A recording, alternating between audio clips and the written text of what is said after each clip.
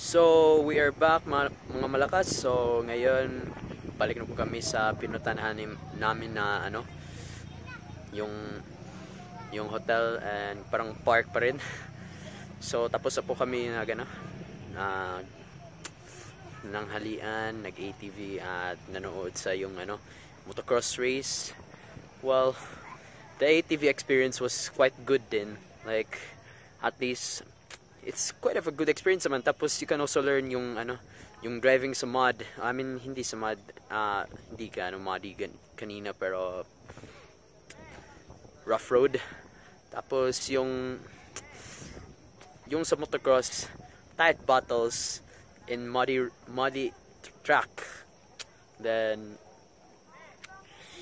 brave riders, they make the event thrilling na naman. Ngayon, we're enjoying again the fresh air dito sa Sivulag ng Hingoog City. So, alisin natin yung bonnet. Ang lamig talaga dito. Time for now is 4:30 sa hapon. And wait. So, ito po yung mga yung bahay kubo. Ito po ay sa mga tulog-tulugan ng mga guests ng park na ito, or parang hotel pa rin. Ay, hindi hotel, pero parang relaxation, let's just say relaxation place.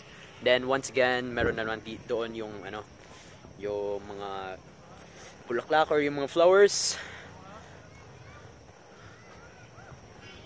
And then yung pinipicture ng mga tao ay yung parang may parang sementong silly or cemented chair.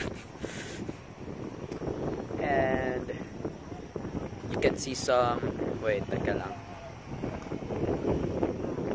Ay, yung ito, ayun, parang mga bulb yan, mga light bulb. And you can also see some the scenic mountains of Hingog and Claveria, and fresh air here makes feeling good and makes you seem good. So that is all for our vlog today, and see you in the next vlogs in mga malakas. So what's up and good evening mga malakas. So ito po si Owen B, at meron naman tayo sa malapit sa canteen ng ng yung pinupuntahan ko kanina, yung sure. Anyways, so ngayon, time check for now is 6:21 in the evening, and today is November 1. So dito sa Pilipinas, usually November 1, ito ngayon ay All Saints Day, then bukas November 2 is All Souls Day.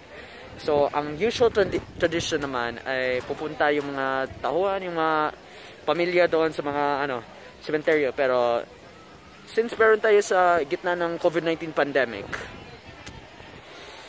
sarado. Nawala yung plano natin yung well, it's for our own good man, dahil for safety, dahil hindi pinasara.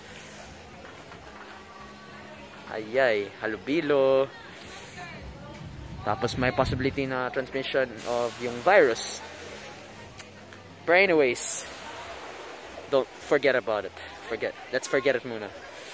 So, eto po, you can see yung mga tao nagpa-party as well sa building na ito, pero hindi natin ipakita dahil let's respect their privacy naman.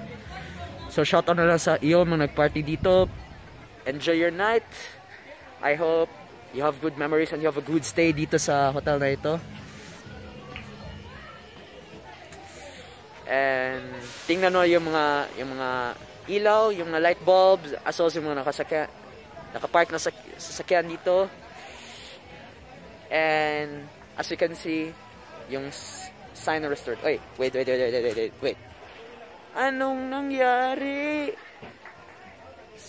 Char. Actually bakit natumba ka naman? Hey, tayo naman, Brad. Tayo ng restaurant. Char lang. Well, sobrang malamig talaga dito sa Sivuleg, Hingog City. And kanina parang alas 5 ng hapon, around 5 plus. Maulan kanina, parang imbes hindi ako nag-jacket kanina, dali ako kumuha ng jacket dahil malamig talaga, hindi matiis. Ngayon naka-jacket pa rin ako, then naka bonnet, and at the same time naka cloth face mask para mainit yung bibig at yung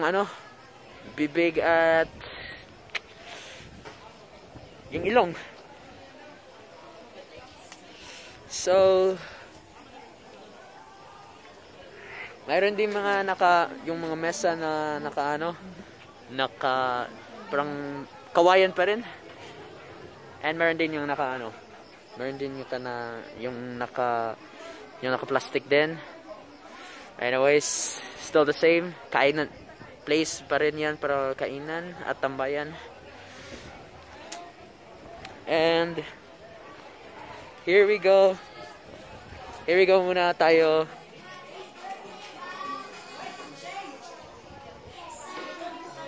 So, oh my God, madilim talaga dito. So, kung maliwanag yun, just like kanina po, ito pa yung mga garden din, yung mga parang mga ferns o yung mga puno. Yung mga punong kahoy, ay, hindi pala punong kahoy, parang ferns lang yan. Anyways, and kanina po parang may bonfire doon. Buhay pa yan? Buhay pa? Ay, parang may sumpa doon na. May sumpa pala. Sorry. And let's go back sa malapit sa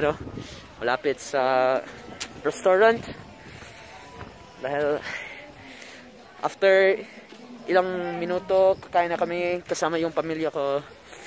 Usually Sundays mag-ride sa ride, pero ever since yung previous vlog doon sa Tagkatong sa Jad na floating cottage, hindi ako nag-ride sa Sunday dahil rest muna ako. Anyways,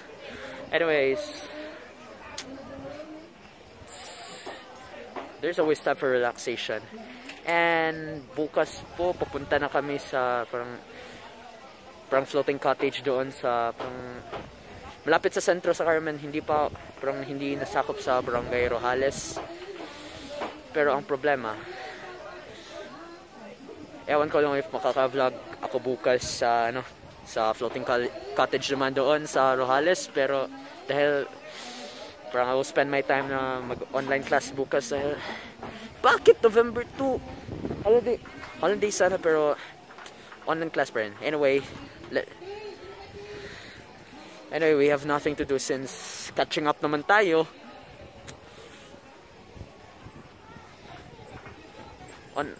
Sabi daw ni ma'am na yung sa Bisaya, salig naka-online. Well, grabe naman.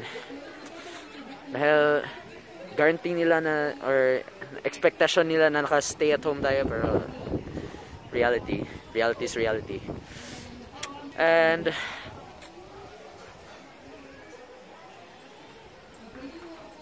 sorry po. Let's change the view muna.